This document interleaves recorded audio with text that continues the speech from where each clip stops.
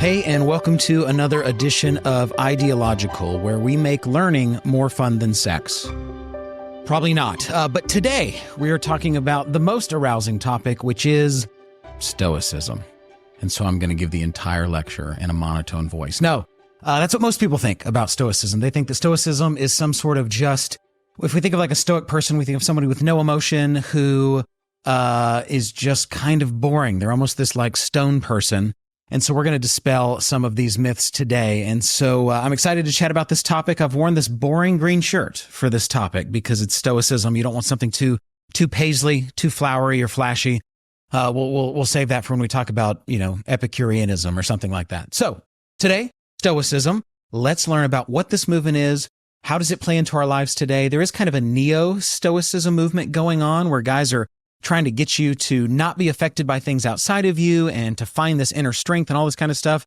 Is that good? Is it bad? We will find out. So, Stoicism. Let me give you a definition. This is my definition.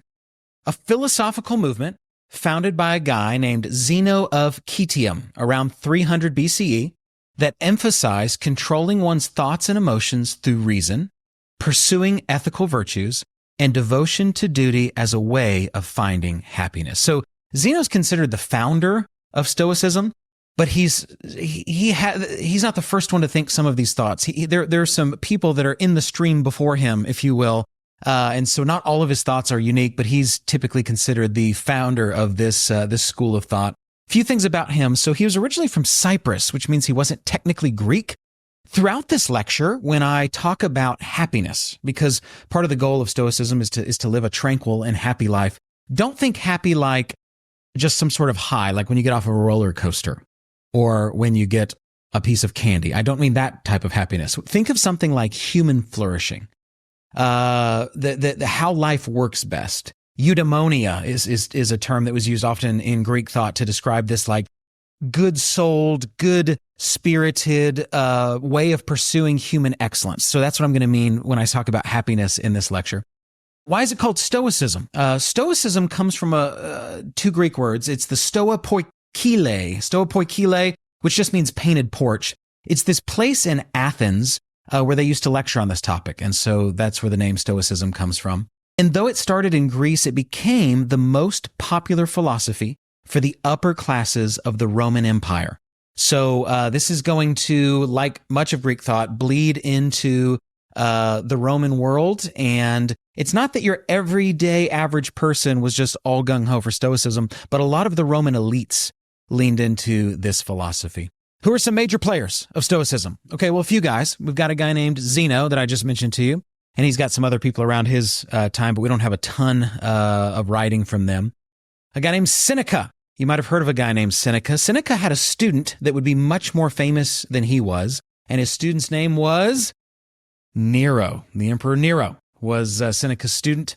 Epictetus, Cicero, Cicero in Latin, Cicero, Marcus Aurelius. Marcus Aurelius is probably one that you've heard of, this famous Roman emperor, actually one of the first to die of the bubonic plague, which is fascinating. He shows up in pop culture in the movie Gladiator. So the good emperor at the beginning of Gladiator, he's talking with Maximus, and he says, "How will I be remembered? As a warrior? As a philosopher?" He says that explicitly. That refers to his Stoicism. As a tyrant. And so there's a little hint of this Stoic kind of movement even in the movie Gladiator with Marcus Aurelius. And then many other people have identified as Stoics. What I want to do, though, in this lecture is kind of go through the major beliefs of Stoicism, and then we'll talk about some maybe take-homes. Are there some things we can learn from them? Is it a good movement? Is it a bad movement? Is it a little bit of both? Let's dive in. So, major beliefs of Stoicism. Here's the first one. Everything, including God and souls, are physical. They are true physicalists. They believe everything is physical, okay? Now, to clarify, there's a few things that they would say are not physical, like meaning, void, time, these like abstract kind of concepts. But basically, they believe that everything was physical, okay? Now, there's a little paradox there, but they think everything is physical, and this is going to lead to a type of determinism we're going to talk about in just a second. Now, when I say that they believed God is physical, do not think of a personal creator God. Do not think of Zeus or Allah or the God of Judaism or something like this. They mean something like an all-pervasive force. Their view of God is very pantheistic or panentheistic. Think more of like Spinoza's view of God, of just like the infinite essence that makes up everything. Their view obviously isn't exactly the same as Spinoza's, but that's closer to their view of God. It's more like the life force of the world. It's the intelligent principle in the universe, that kind of stuff. But that's what they believe. Diogenes Laertius says this of Zeno, obviously the founder of Stoicism. Zeno says that the whole world and heaven are the substance of God. That's a direct quote. Okay? So the first thing you need to understand is that they are strong physicalists. That's going to lead to several interesting conclusions in their physics and in their logic. However, we're not mainly going to be talking about their physics and their logic today, because the thing that's most interesting about the Stoics is in the sphere of ethics. So let me give you the second point, major belief in Stoicism. It's this: everything is causally, I think I might be having a stroke. Everything is causally determined, and free will is an absolute illusion. Okay? Everything's causally determined, and free will is an absolute illusion. Cicero, in Concerning Fate, commenting on what the Stoics teach, he says that they, quote, say that it is impossible, when all the circumstances surrounding both the cause and that of which it is a cause are the same, that things should not turn out a certain way on one occasion, but that they should turn out that way on some other occasion. That's a weird way of saying that if you have this cause, the effect should follow, and you have the exact same cause, the effect should follow. Everything is causally determined. That word that I can't say, apparently. Now, let me explain where that also plays into physicalism. So the Stoics believe everything is determined by fate. There is no free will. Whatever happens had to happen. You cannot avoid it. You cannot change your fate. You cannot change your future. Those things are all set. That plays into a view of physicalism and causal determinism, because pretend for a second everything is material. Pretend for a second everything is physical. There's no souls, there's no God, there's no abstract entities, everything is physical. That means that everything has to be determined by physical rules. Everything has to happen exactly the way that it did happen. One atom bumps, they wouldn't use these terms, but follow me here. One atom bumps another atom, that bumps another atom, that causes chemical changes in my brain, that sends signals down the nerves in my arm, that causes my muscles to retract, that causes me to shoot that person. I'm not responsible now, or at least I shouldn't be responsible for shooting that person if everything's causally determined physically, because I couldn't have done otherwise. I just did what my brain chemistry told me to do, and it was changed by these other external factors, and they were changed by something else. It's just inputs in and then outputs out. And so when you think that everything is absolutely causally determined, that's going to allow you to stop trying to control everything in your life. It's going to allow you to stop trying to control all the events of your life. Now, this is a big point of Stoicism, so pay attention to this next part. If everything's determined and I can't actually change what's going to happen, I can't actually change the things external to me. The only thing that I can actually control is how I respond to it, is how I react, is my virtue, is my thought life, is what's going on inside. That's the only thing I can control. I can't control whether I get cancer or not. I can't control whether or not I make a bunch of money. All these things are already determined. So life now becomes about having absolute control over your mind, having absolute control over your virtue. So what the Stoics are trying to say is this: here's all that matters: virtue and vice. That's it. And those things are internal. They have to do with character. They have to do with how you respond to things. It has nothing to do with what's external. So things happen to you. Pain and pleasure, the way we think of it, are not even something that the Stoics care about primarily. They care about virtue and vice. Are you living life the right way according to duty, which is what will actually make you happy, i.e. flourishing? Or are you living according to vice? Are you letting the external world affect you too much? Does it determine your happiness? Now it's out of your control. Third thing in Stoicism: happiness is found in using reason to control your thoughts about things, since you cannot change the things themselves. Okay? Let me give you an example. Let's say you're stuck in traffic.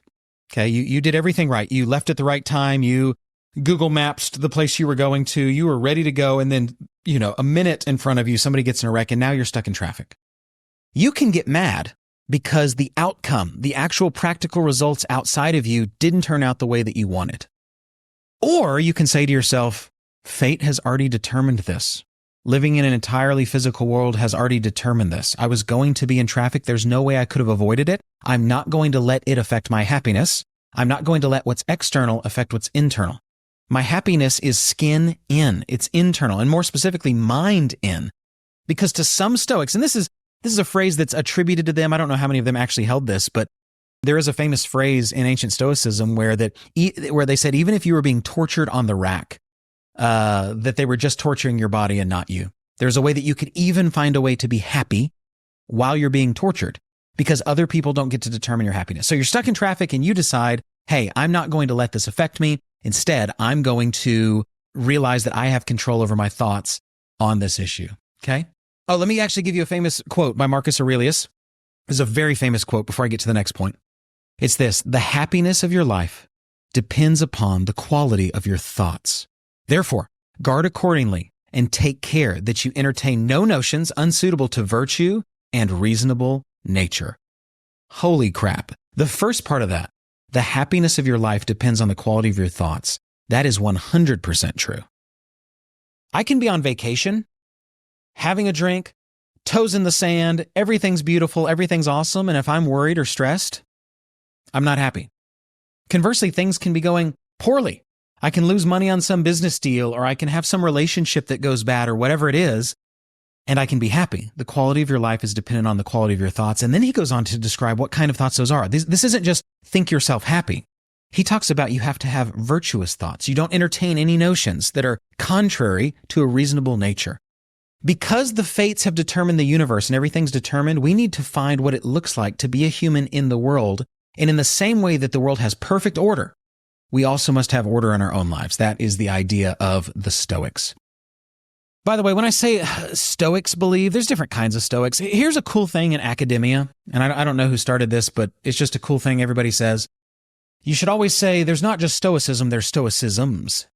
There's not just postmodernism, there's postmodernisms. There's not just the Enlightenment, there's enlightenments. Blah. For some reason, you're just supposed to say that in academia. That somehow lets you know that it's not just one unified thing. I'm not sure that everybody always thought it was just one unified thing, so I don't think you have to say that, but same thing here. Some Stoics are going to believe things that others don't. That's fine. Next. Happiness is dependent only upon you and absolutely nothing outside of you. Okay. I mentioned this a second ago, but this is a huge point, and I want to ask whether or not you actually believe this. This is different than what Aristotle taught about human flourishing and what Aristotle taught about happiness. Again, by happiness, I mean human excellence, the character, the virtue of being a magnanimous human, being great-souled. Aristotle had taught that happiness was found in living according to 12 virtues, but also other things, having certain goods, health, wealth, education, those things all played into your happiness. Even good looks, and for Aristotle, not being a woman, which is very offensive today, but also very hilarious. So for Aristotle, remember, he thinks that the highest form of a human is a man, and a woman is what you get when the process gets stunted. So a human's trying to turn into a man for Aristotle, and when something stunts that process and it doesn't fully form into a man, you get a woman's a deformed man for Aristotle. It's kind of like how the highest essence of an eagle has wings that can fly throughout the sky. And if an eagle has a broken wing, it's still an eagle, but it's not its full eagleness. Well, that's what a woman is to Aristotle. So notice that maybe we'll have a whole nother lesson on what the ancient world thought of women. That would be super offensive. I would get canceled real fast. Essentially what I'm trying to say, though, is for Aristotle, notice that happiness isn't just dependent upon living with virtue. It's also dependent on certain goods, wealth, education, something that everybody might not have. You also have to get lucky. You can't be fully happy if you're a woman. You can't be fully happy if you're born ugly or something like this. It's several things outside of you that determine your happiness as well. Well, what the Stoics are trying to say is that is not true. What determines your happiness, what determines your flourishing is internal. It's living with virtue, controlling your thoughts. That's kind of the idea. Now, don't get me wrong. The Stoics thought certain things were what they called preferable or to be preferred. Things like, health are better than being sick. Now, this is huge if you understand what I'm saying. Let's say that you're waiting on a cancer diagnosis. So you get some lump cut off your arm at the dermatologist. And if the report comes back and says it's not cancer, you're excited. And if the report comes back and says it's cancer, you're stressed because you've got melanoma or whatever it is. And the whole time you're stressed about this. That is letting the happiness of the result or the sadness of the result determine your actual happiness or sadness. This is where the Stoics are saying that is totally wrong. What you do is you tell yourself, however this report comes back doesn't determine my happiness. It never did. My happiness is determined solely by my virtue, solely by whether or not I'm living according to duty. These virtues for the ancient Stoics include things like bravery, includes things like justice, includes intelligence, includes, and especially self-control. Self-control is a big one when it comes to ancient Stoicism. And so that's what's going to make you happy, living according to one's duty, not these external things. Let me give you another Marcus Aurelius quote. If you are pained by external things, it is not they that disturb you, but your own judgment of them. And it is in your power to wipe out that judgment now. It's not the thing itself that determines your flourishing. It's how you respond to it. It is your judgment of it. Okay? Another thing that they believed is that pursuing virtue through thought and action is the goal of life. Okay? It is the goal of life. I'll give you a quote from Epictetus. The philosopher's lecture room is a hospital. You ought not to walk out of it in a state of pleasure, but in pain, for you are not in good condition when you arrive. The goal is to overcome your vice and to have virtue, and pursuing that virtue through thought and action is the goal of life. So let me ask something that I think is fascinating. Can you actually be happy without virtue, without being virtuous? I want you to think about that for a second. The most famous and most read book in the Middle Ages, after the Bible in Europe, was a book called The Consolation of Philosophy by Boethius. And Boethius is locked away for something that he didn't do, and Lady Philosophy, let's just call her Athena, because I wrote a book called Courting Athena. Lady Philosophy shows up to try to console and encourage Boethius. And one of the things he asks is, why is it that the wicked flourish and the righteous are unhappy? That the wicked flourish and the righteous don't. And here's what Lady Philosophy says. That never happens. You can't actually be happy if you're wicked. Yes, you can have money. Yes, you can have girls. Yes, you can have power. But because you're not virtuous, you still have to live with you, and you know you're a terrible person. Conversely, if you're righteous, virtue is its own reward. You don't need something else. Virtue itself is what actually makes you happy. I've got a buddy who I tell you that I interview and talk to a lot of different kinds of people. I have a buddy that literally used to belong to a Mexican cartel. He doesn't anymore. I'm not going to give you his name. He's been clean. He's been a legal citizen and all that stuff for a long, long time. So he's not in that anymore. He's cleaned up his life. He's a great dude.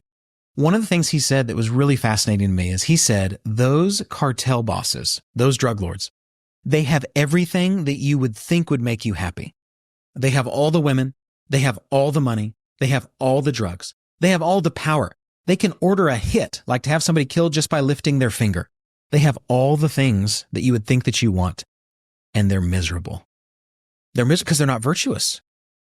A billionaire who's a pedophile is not happy because they're not virtuous. So one of the things that the Stoics are pointing to here, which I think is really powerful, is what if part of something that you needed to be happy or happiness itself was virtue?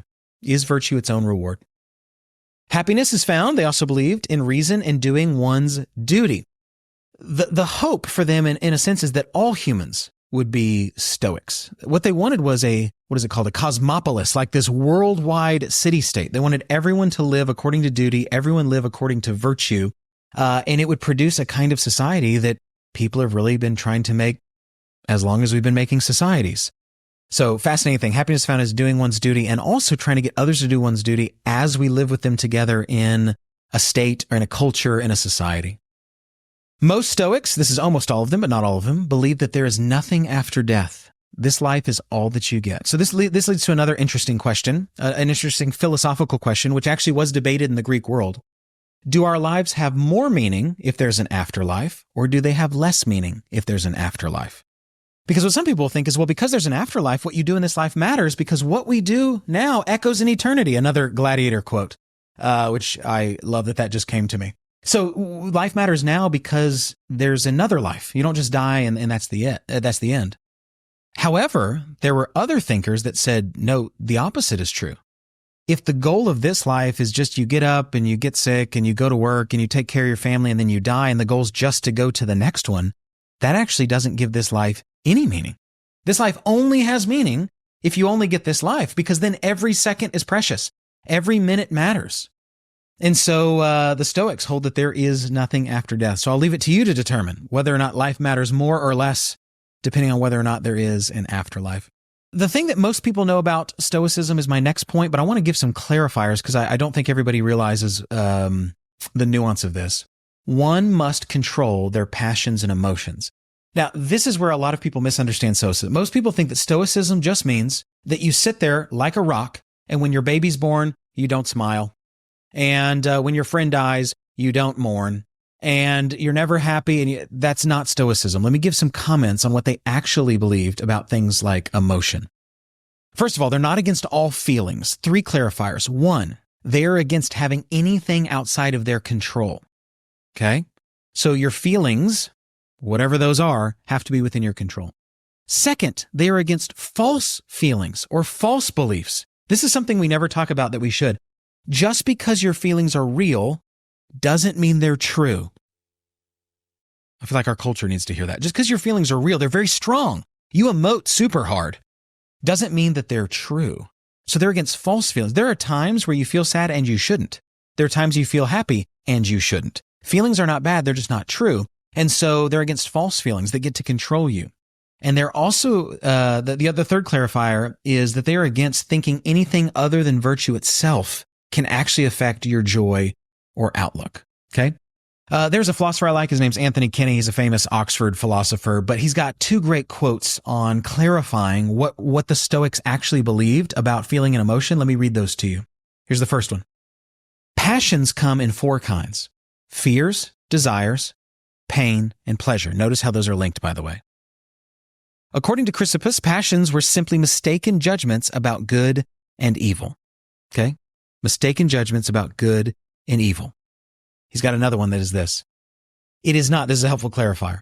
It is not that emotional responses are always inappropriate. After all, I could say that these Stoics are passionate, pun, about things like duty. It's not that emotional responses are always inappropriate. There can be legitimate joy and justified apprehension. But if the responses are appropriate, then they do not count as passions.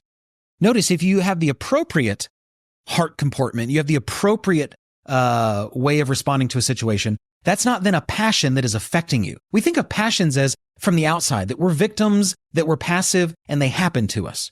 For the Stoic, you don't do that. You're active. You're in control. You're not a victim. You get to control how these things happen. So there's a difference between, to say it another way, there's a difference between thoughts and thinking. Thoughts happen to you.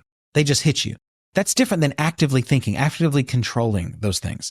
This is important. If you're somebody that struggles, for example, with, anxiety or depression, a lot of times someone will come to me who's a friend or whatever, and they'll say, I've got anxiety. When will this go away? And I think, well, what do you mean, when will it go away? You mean like, when will the thoughts stop hitting you? Never. When will you learn to deal with them? When will you learn to not let them control you? That's the better question. Okay, that's the better question. 2 helpful phrases with Stoicism that we need to go over. One is apatheia, coming from the Greek word pathos, which just means feeling or emotion or this thing that affects you from the outside. That's really what this idea is. It's this power that affects you, this pathos. What they're after is apatheia, right? That alpha privative negating pathos, emotion, passion, you being passive, something else controlling you. Mainly what they're wanting is freedom from negative passion and suffering, which is necessary for the life of flourishing. Okay. The other word I want to introduce you to is called ataraxia, which means without trouble.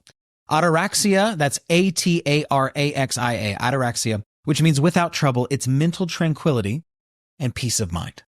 Okay? It's mental tranquility and it's peace of mind. That's what they're trying to achieve. So they're not going to let the passions, the feelings, the effects of the outside world control them. They will control their mind. And the goal is to have tranquility. That's how they believe, whether they're right or wrong. And we're going to talk about things they might be right on, things they might be wrong on here in a second. That's the goal for the Stoic. Okay, let's make a quick transition in our thought. We've been talking about Stoicism. How does Stoicism make its way to us today? Well, it primarily does it through Christianity. So you have Stoicism being a Greco-Roman thing.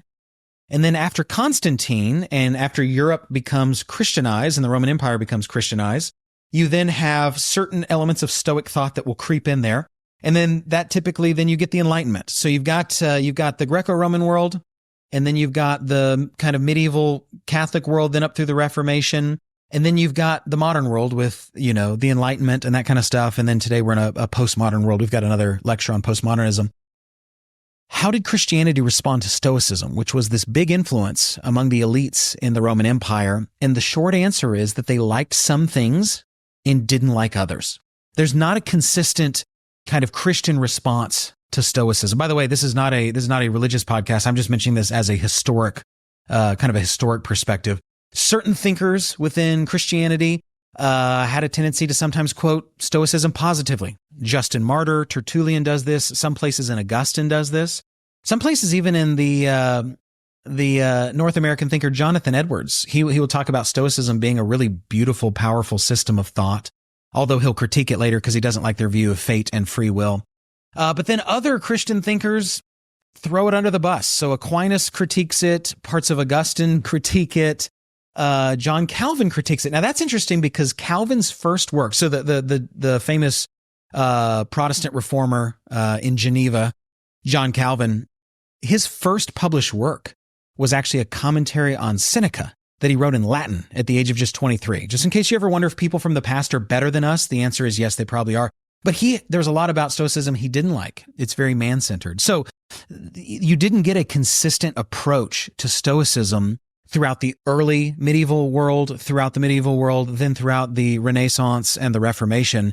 You didn't get a consistent picture because in Christianity, they liked some things and didn't like others. They don't like that the Stoics teach there's no life after death. They don't like that the Stoics teach, and this is a big one, that you can find your own peace. For them, that's very man-centered. For them, that's very Pelagian. For them, that's very, you don't need God. You can be a virtuous person. For the Stoic, you're not born with this original sinful nature like in Augustinian Christianity. So you run to self to fix your problems. You change your mindset. You become, if I could say it as strongly as I can, your own salvation, your own savior. And so many Christian thinkers don't like Stoicism because of those kind of ideas. What they do like in it is they like the ability to control your passions. They like that Stoicism teaches that you should not run headlong into sin, which is how they're going to define passions, which is a little bit different than the original Stoics. They like that through self-control and controlling your thoughts, you can avoid things, for example, like lust or drunkenness or pride or greed or something like that. So there's not a consistent view that they have. Why do I mention that? Because we stand, if you're a Westerner, America, Australia, any place in Europe, and then the rest of the world, because it's all been influenced by the West, that's the stream that it comes to you in. So there's probably elements in your life that are a little bit Stoic that have come to you through Christianity, whether you're a Christian or not. And then there are elements that have not come down through that same stream. So what are our take-homes?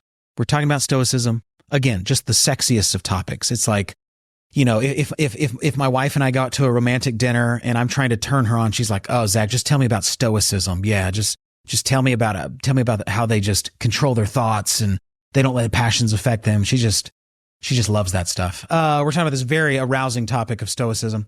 Let's go into some take-homes that I think are really fascinating. I want to give you some thoughts that you can chat with other people about. Impress your friends. Tell them about how amazing the Ideological podcast is and how much you've learned. Let me give you a few thoughts. There's a thinker named Albert Camus, who's an incredible writer, by the way. He's actually, I enjoy reading him as a philosopher. I don't agree with him on a lot of things, but I really enjoy reading him as a philosopher. And he has a story called The Myth of Sisyphus. Let me give some background here. For Camus, there is no God, and for Camus, life is absurd. And yet we still go on living it. And so how can life have meaning when you're just going to live it and you're going to die and there is no afterlife, right? That element, he's certainly not a Stoic, but that element he would agree with the Stoics on. How can life have any meaning? And what he does is he basically explains that there is a way that though you can't control life, you cannot control the absurdity of it, you cannot control the fact that there is no God, you cannot control the fact that you're going to die and there is no afterlife. You get to control how you respond to life. You get to control, like the Stoic, what you think. You get to control things internally out instead of outward in.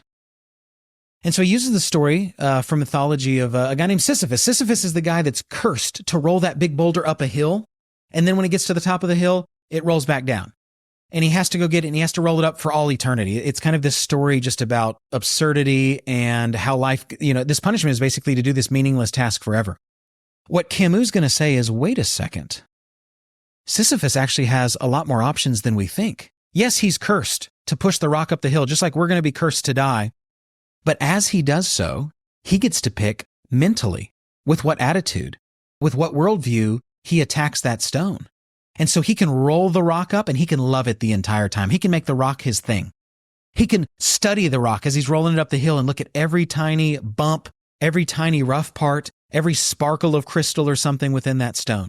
He can roll it up while he's cursing the gods. Maybe that gives his life meaning. He can roll it up passively. He can roll it up He has a lot of freedom, even though he has to do this thing. And so Camus' point for us has to do with life, but I think there's something very interesting here because you might feel like you're stuck in something in life you don't want to be in, but you do get to pick how you respond to that thing. Very fascinating. The myth of Sisyphus, Albert Camus. Another thinker who is certainly not a Stoic, Jean-Paul Sartre. It's actually in French, Jean-Paul Sartre, but I'm not going to say it that way because it's so pretentious. I mean, I'll say it once so you know I'm pretentious, but then I won't say it that way again. I'll just say Sartre. What Sartre will talk about is bad faith. Sartre believes that you shouldn't, don't spend all your time arguing about whether or not you have free will. That's not the point. The point is you have to get out and live, and you have to live like you have free will, and you have to do what you want. And when you don't really do what you want and you make an excuse that you didn't actually have the freedom to do that, you're acting in bad faith. So let me give an example. Sartre doesn't use this, but let me just give an example that I think he would agree with if he were alive today. I'm sitting at a restaurant with a friend and a beautiful waitress comes up and I think, man, I'd love to have an affair with her. And then I think, no, I don't really have the freedom to do that. I've got a wife, I've got kids, that would cost me financially. I don't really have that freedom. That's acting in bad faith.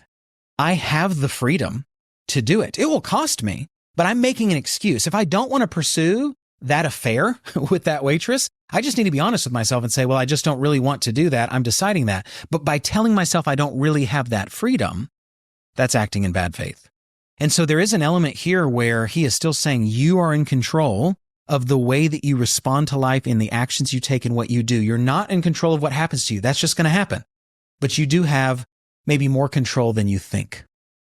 By the way, this leads into a big question that you might have. If you're a pretty, is it sharp? I was going to say sharp cookie, but that makes no sense. If you're a sharp cookie, you might be asking this question. Wait a second. If everything's determined, how are my thoughts free? If everything's determined, how do I pursue virtue or vice? Like, why do the Stoics think everything's physical and everything's determined, and yet wouldn't then my thoughts be determined? Wouldn't the way I approach life be determined? That's a great question. That is something where, and there's answers to this. We're not going to spend like 6 hours going over all of this. I just want to tease you. So again, you can meet with your friends and impress them. That's something to wrestle with. Does it make any sense to say that everything's material and everything's determined, and yet you get to control your thoughts? Or do you need something immaterial to do that? Or you need something not determined to do that? Determinism is a problem for everybody's worldview, religious or not. Okay? You could believe that everything's physical and material and everything's just causally determined. One atom bumps another atom, bumps another atom, bumps another atom, and everything had to be the way that it is. It's just a big machine. You could believe in a traditional notion of some sort of powerful monotheistic God, but then you still run into determinism. God supposedly has determined and ordained the future, or even if you don't think God ordains the future, God or the gods or whatever your belief system is, at least knows the future. And if that's the case, then those things have to happen that way too, or else God couldn't know that they're going to happen that way. He could be wrong. Or you have to have a weak view of some sort of God or gods, kind of like the Greco-Roman world where the gods don't really know everything. They're not all powerful. They're just kind of like big humans with vices that do a bunch of weird stuff. But you run into problems with determinism regardless of your worldview. There's not an easy answer. I'd love to have a whole lesson on determinism. Maybe we'll do that at some point. But hey, give me time. There's a lot of things I need to teach you. Let me ask this question. Are the Stoics right that you just shouldn't let life happen to you? That you should be so in control that you never are passive, that you never let things affect you from the outside? Or is that going to steal some of the color of life? Meaning, if you love your kid and then all of a sudden you hear that your kid dies, is it not healthy to let that strongly affect you and break down in despair and just weep and mourn for days? Is that not a better way to live life than not letting it affect you that much? Or if you just win the lotto, maybe you should go crazy and rip your shirt off and, go kick over someone's trash cans or whatever you do when you win the lotto. Maybe there's an element of life that makes it more worth living if you're affected by these things. If you're affected by these things. I don't know. I kind of want to know what you think about that. Wrestle with that. Chat about that.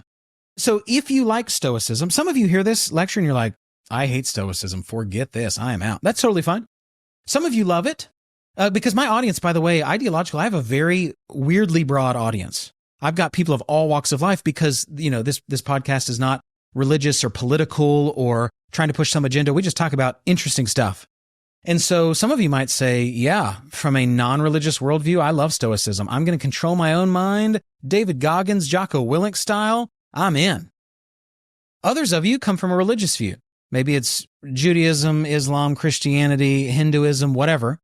And you say, wait a second, I like some of the elements in Stoicism, but I can't run to self if I think that I'm sinful or broken. So is there a form of Stoicism where I make my peace and tranquility hope in God? Well, yeah, that's what the Christian Stoics do. They don't think that you get to run to self and find your tranquility. You run to God to find tranquility. So there's a bunch of different options you can come to depending on your worldview of how this Stoicism lecture affects you. Here's a very practical question. Where right now is negative thinking affecting you? I just want to let that set for a second. Where do you have head trash? Where do you have things that are robbing you of human flourishing, what they mean by happiness?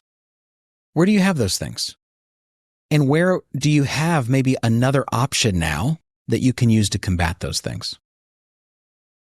And then last one, I think this one's probably the most interesting one. Do you believe that your happiness is 100% related to your thinking and nothing outside of you? Are the Stoics right? Is it just you practicing virtue or are you practicing vice that determines your happiness? Just your thoughts, just your justice, just your bravery, just the way you respond to life? Or is even 1% of that outside of you? Is happiness a combination of what's internal and what's external, to whatever degree? Or is your happiness 100% determined by you, dependent on you, and 0% outside of you? That's the question. That's the question that's really going to determine how much you do or don't like the Stoics. That's it. That's Stoicism. Thanks for joining in. I hope that was helpful, and I will see you guys next time.